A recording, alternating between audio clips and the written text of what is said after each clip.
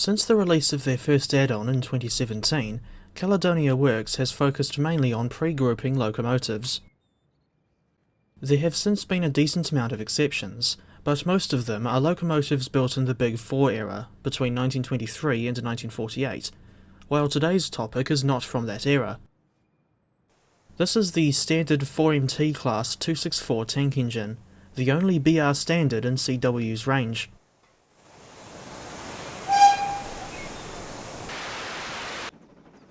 But first, a brief history of the BR Standard 4 tank. 155 examples of this class were built to the design of Robert Riddle's between 1951 and 1956. Most of them were built at Brighton Works, although 15 were built in Derby and the remaining 10 in Doncaster. The design was derived from Charles Fairbairn's 4MT tanks of 1945, albeit with modifications to make the engines more versatile in terms of where they could go on the network. The lineage of this design can be traced all the way back to the Fowler 4P tank engines of 1927.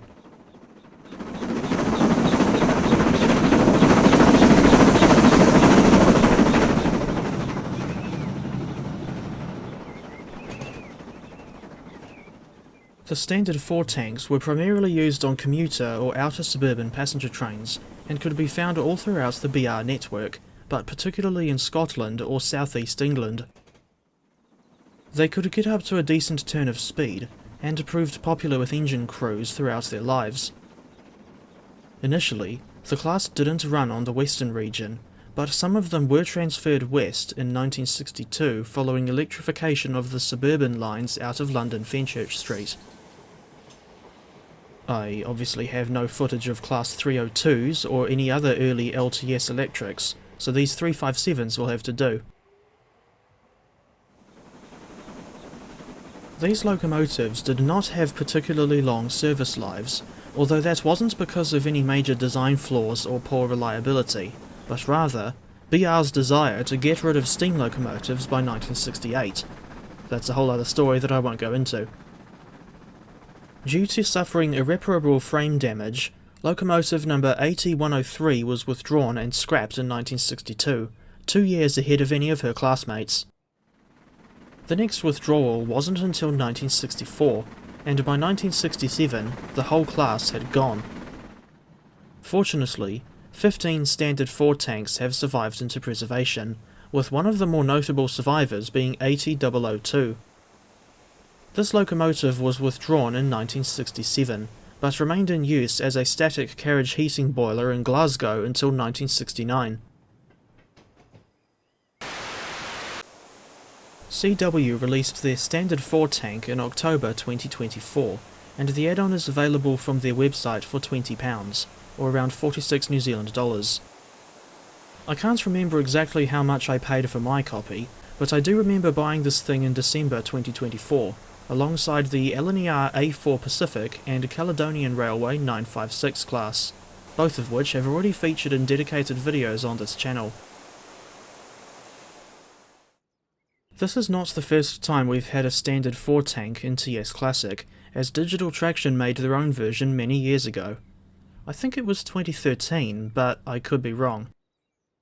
In any case, that model was decent for its time, but has since been blown out of the water by CW's version. At this point, I'm used to seeing CW packs including a large variety of liveries. Case in point, the London, Brighton and South Coast Railway D1 class. But the Standard 4 tank is an exception to the rule, in a sense. As one might expect from a locomotive built in BR days, this pack only includes BR lined black for the working days variants.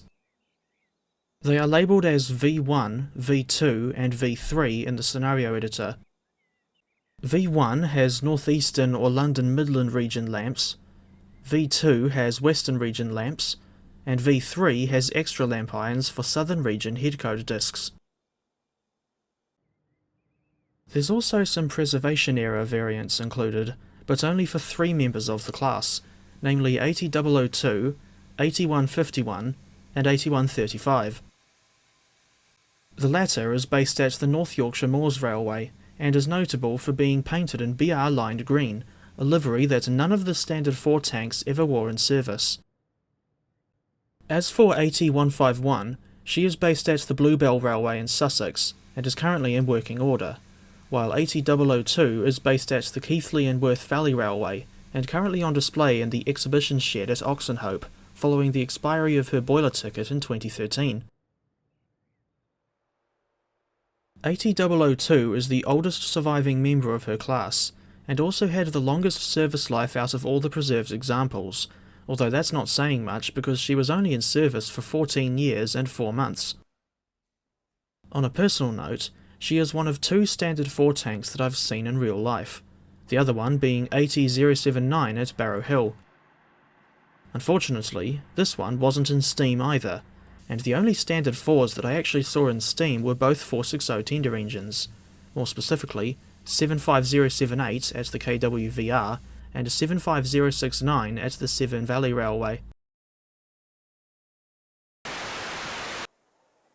The standard 4 tank makes use of SimNation's Locomotion 2.0 scripting, and her features include, but are certainly not limited to, a customizable lamp arrangement at both ends of the locomotive, period-accurate lamps or discs, special headboards for the preservation variants, dynamic smoke particles, realistic regulator and steam chest simulation, Mr. Wilson's pipe and a couple of flasks of tea above the firebox, fire intensity synchronized with the exhaust beat, lump firing simulation, the custom auto fireman, toggled with Control R, performance mode Pro, which is toggled with Shift P, simple mode, toggled with Control A, and authentic sounds recorded from preserved 4MTs by Steam Sound Supreme.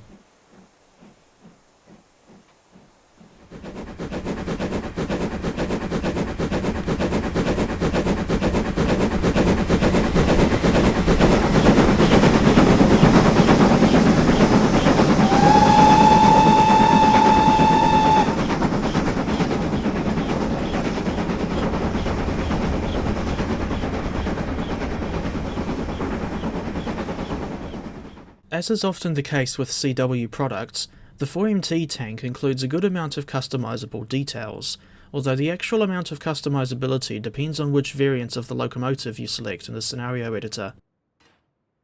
In the case of Preservation Era 8135, the only thing you can change on this variant is the number, which means that you can see what AT010 Brian would look like if he was ever painted green.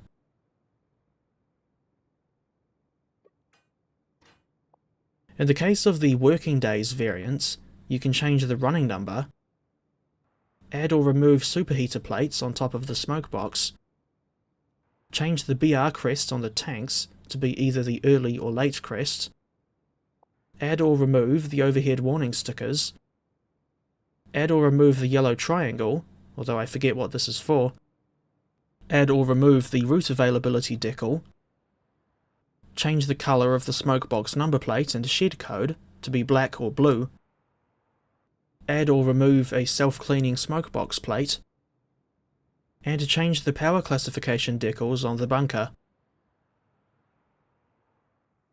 The customizability is one of my favourite aspects of this pack, even if mainly because I just like running Brian with a blue smoke box number plate. Historically, the blue number plate was only given to locomotives that worked on the Scottish region of BR. Another notable member of this class is AT085, otherwise known as Eric in Rails to Refuge, or as I call him, the Sydney Sweeney engine. If you know, you know. Thinking back to Brian for a moment, I can't show his brother Brain because, as far as I know, he is still stuck on a desert island.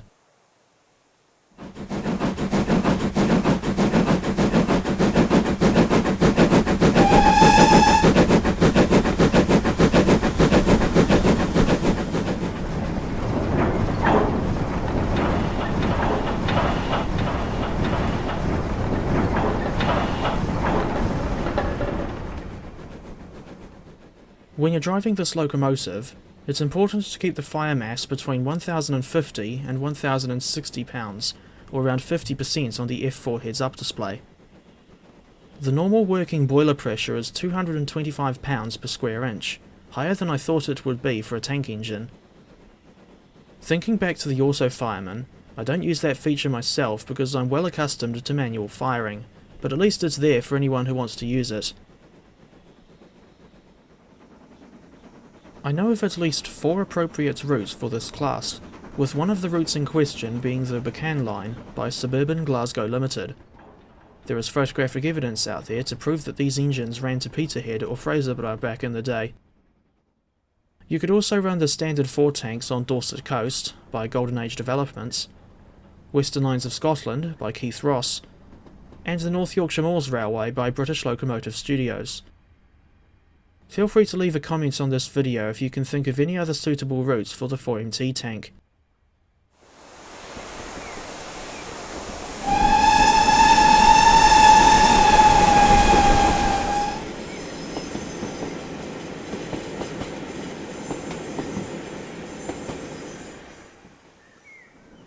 I was curious to see just how fast a standard 4 tank could go, so I tried driving AT079 from Bridgewater to Sherton on GAD's Great Western Levels 1902 route, and found the locomotive capable of reaching at least 60 miles per hour. It's worth noting that there are 2 requirements for the standard 4 tank's quick drive consists, namely the Armstrong Powerhouse Mark I Coach Pack Volume 1 and CW's SR Luggage Van Pack 1. Your mileage may vary, but I found the engine to be pretty thirsty for water when she's working hard, and she seemed to be slow to build up steam, even when coasting with the blower open, injectors closed, and the fire mass at the ideal level. As for the engine's hill climbing abilities, that depends on the weight of her train.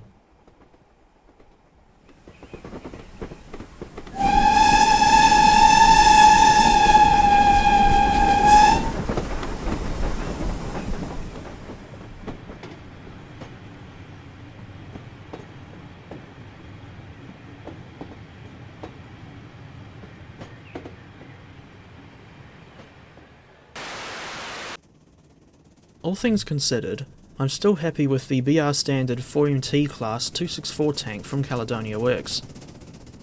I consider their engines, particularly those with Locomotion 2.0 scripting, to be a middle ground between the older and more basic RSC era packs of the early 2010s and the more advanced engines from the likes of Precision Locomotive Developments, Smokebox, and, in the case of the LNWR G2 class, Mesh Tools.